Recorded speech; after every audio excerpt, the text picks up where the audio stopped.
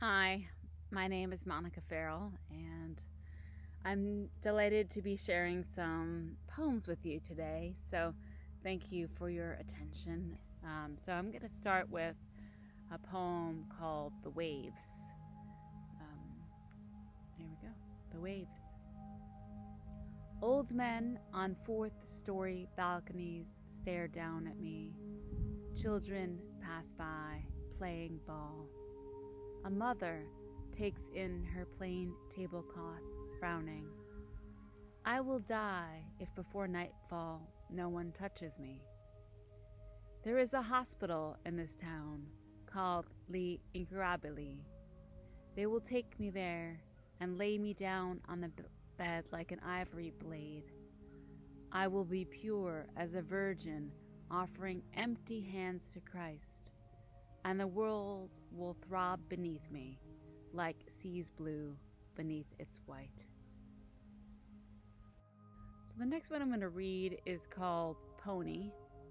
After the snake bite, I tried to make noises with the clouds in my throat, the dissolving snow of my tongue.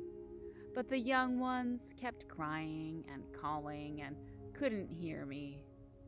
How could I have explained, anyway, my surprise? Not the kiss of the branding iron, not the crop's electric shock, the bit silver, felt ever as sweet to me as his firm teeth. Decline is a river you fall into, your hind legs unsteady on the slippery bank. Your last sight a spray of delicious gillyflowers, bright enough to be suns. There's so much you realize you'll never miss.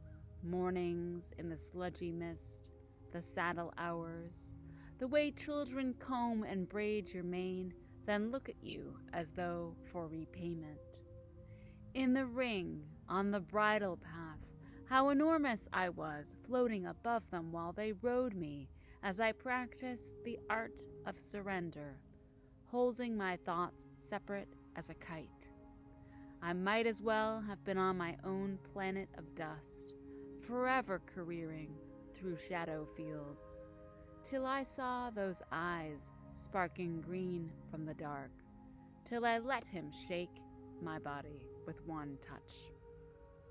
In the Fetus Museum, white, incorruptible, a slip of moon, filming the reed-bordered waters of a pond. He sits, or rather slumps, against the glass. He's in no hurry. The world is here. Now and then it drags up an agonized eye to plead with him. Mahavir, tiny Nero. Gently, almost wincing, he smiles, as though waiting for me to finish my sentence. Unborn, a door through which possibility never walked, flute no one ever played. Once his cells were assembling their lace, his mother was blinking into the sunlight. Perhaps his invitation got lost in the mail, though perhaps it's just as well. He's not missing much, except everything.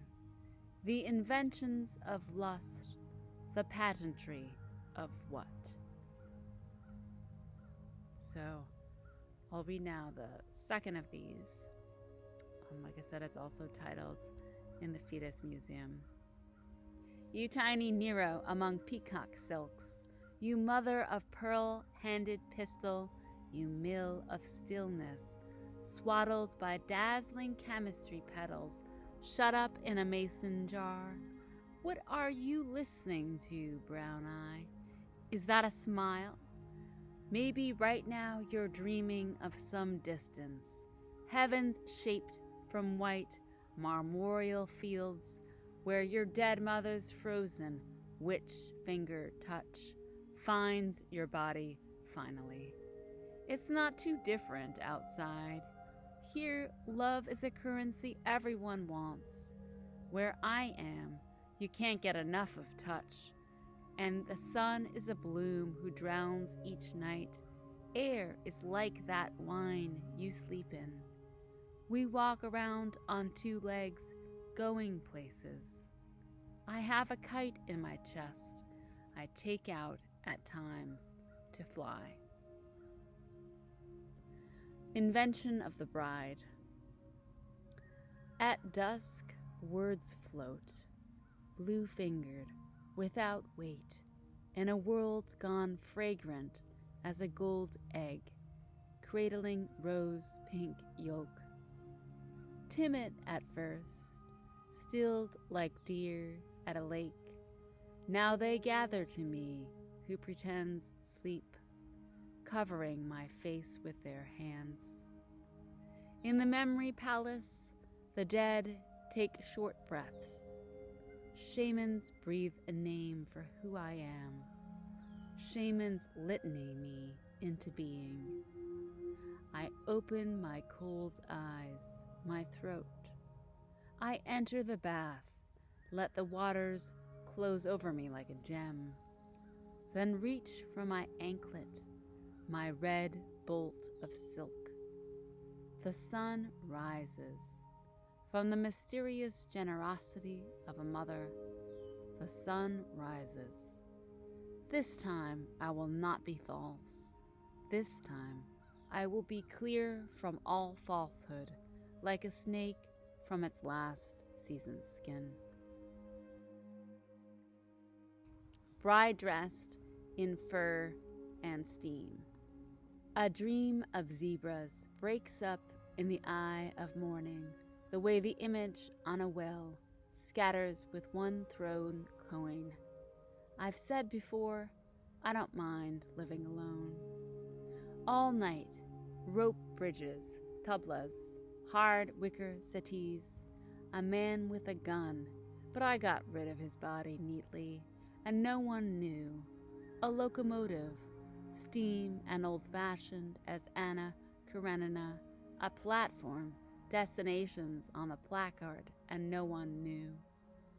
The man's eyes turn up in the head of a hound, black pools, infinite as the rings of Saturn.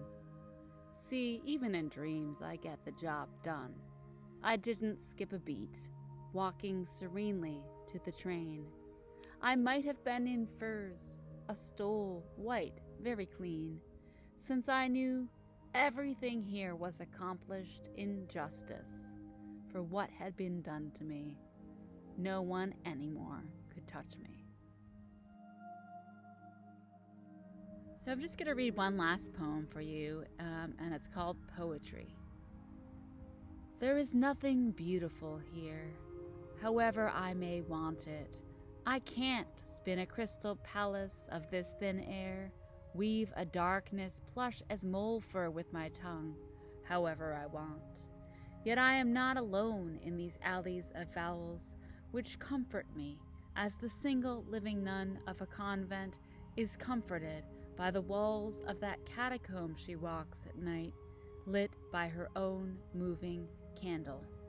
I am not afraid of mirrors or the future, or even you, lovers, wandering cow-fat and rutting in the gardens of this earthly verge, where I too trod, a sunspot, parasol-shaded, kin to the trees, the bees, the color green.